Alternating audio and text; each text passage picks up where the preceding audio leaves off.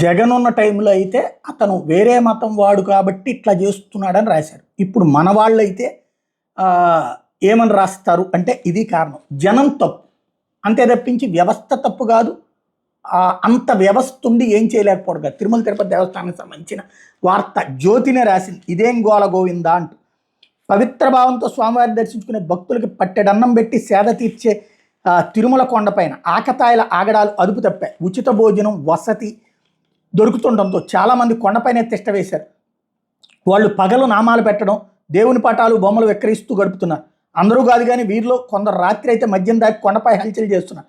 నిత్యం గోవిందనామస్మరణ జరిగే ప్రాంతం తిరుమల కొండ. అలాంటి చోట అక్కడ తరచూ ఘర్షణ జరుగుతూ మద్యం మత్తులో కొందరు కేకలు వేస్తూ రోడ్ల మీద తిరుగుతుండడం భక్తులను భయభ్రాంతులకు గురి చేస్తున్నారు. కొండ పవిత్రతకు అపచారం తెచ్చిపెట్టే ఘటనలు ఇటీవల పెరిగిపోయాయి. గత గురువారం రాత్రి మద్యం మత్తులో హేమకుమార్ అనే హ్యాకర్ మరో మహిళా హ్యాకర్ పట్ల అసభ్యంగా ప్రవర్తించి చీపురు కర్రతో దెబ్బలు తిన్నాడు. అంతేకాదు గత 5-6 ఏళ్లలో కొందరు వ్యక్తులు మద్యం మాంసం గంజాయి విక్రయిస్తూ పట్టుబడిన సందర్భాలు. ఇలాంటి వ్యక్తులు క్షేత్ర పవిత్రత ప్రశాంతతను దెబ్బతీస్తున్నారు. ఇదేం గోలగోవిందంటూ భక్తులు వాపోయే పరిస్థితి వచ్చింది. తిరుమల కొండకు వస్తున్న వాళ్ళలో కొంతమంది అక్కడే ఏవో పనులు చూసుకుంటున్నారు. సొంతూర్లలో అప్పులైపోయినా ఏదైనా గొడవలైన భక్తుల్లో కలిసిపోయి జీవించడానికి తిరుమల అనువుగా మారిపోయింది. దీంతో తెలుగు రాష్ట్రాల నుంచే కాకుండా కర్ణాటక, తమిళనాడు నుంచి చాలామంది తిరుమల కొండ ఎక్కేస్తున్నారు. ఎక్కిన వాళ్ళు తిరిగి దిగడం లేదు. హ్యాకర్లుగా కొంతమంది, భవన కార్మికులుగా మరికొందరు కొండను అడ్డగా మార్చుకున్నారు. వీళ్ళలో కొంతమంది తరచూ ఆలయ నిబంధనలు భంగపరుస్తున్నారు. మాంసం తీసుకుంటూ మద్యం తాగుతూ కొందరు అడావిడి చేస్తే గంజాయి మత్తులో మరికొందరు వీరంగం సృష్టిస్తున్నారు. తిరుమలలోని షెడ్లు, యాత్రికులు వసతి సముదాయాలు, షాపింగ్ కాంప్లెక్స్ ప్రాంతంలోని తాత్కాలిక షెడ్లు వీళ్ళ అడ్డాలు. ఈ ఏడాది జనవరి 17వ తేదీన తమిళనాడులోని తిరువళ్ళూరుకి చెందిన 28 మందితో కూడిన అన్యమత బృందం తిరుమలలోని రాంబగీచా వద్ద కోడిగుడ్ల కూర ఫలావ్ తినడం విమర్శలకు దారితీసింది. మార్చి 11వ తేదీన కర్ణాటక చెందిన యువకుడు మద్యం దాగి మాడవీధుల్లోకి అర్చక నిలయం సమీపంలో ఉన్న గ్యాలరీలో హల్చల్ చేశాడు. ఓ మహిళతో అసభ్యంగా ప్రవర్తించడంతో పాటు పోలీసులకు కూడా మద్యం విక్రయిస్తానంటూ వీరంగం సృష్టించాడు. మార్చి 17వ తేదీ అర్ధరాత్రి ఇద్దరు అన్నదమ్ములు మద్యం తాగి దారిని వెళ్లే 3 కూలీలపై దాడి చేశారు. రోడ్డుపై బిగ్గరగా కేకలు వేస్తూ వచ్చి వెళ్లే వాహనాలను అడ్డుకున్నారు. విజిలెన్స్ సిబ్బందికి కూడా వాళ్ళని అదుపు చేయడం సాధ్యం కాలేదు. మొబైల్ వాహనం అద్దాలను పగలగొట్టగా విజిలెన్స్ అధికారి గాయపడ్డారు. 2024 నవంబర్లో ఘాటు రోడ్లో ఖాళీ మద్యం సీసాలు, గుట్కా ప్యాకెట్లు కనిపించడం కలకలం సృష్టించింది. 2024 ఆగస్టు 17న తేదీన ఇద్దరు హాకర్లు గాజు బాటిళ్లతో ఒకరిపై ఒకరు పట్టపగల నడి రోడ్డుపై దాడి చేసుకున్నారు. రక్తగాయాలతో పెద్దగా కేకలు వేసిన వాళ్ళని చూసి భక్తులు భయభ్రాంతులు గురయ్యారు. 2023 ఫిబ్రవరిలో షాపింగ్ కాంప్లెక్స్ వద్ద వ్యక్తి మద్యం తాగుతూ మాంసం తింటూ పట్టుబడ్డాడు.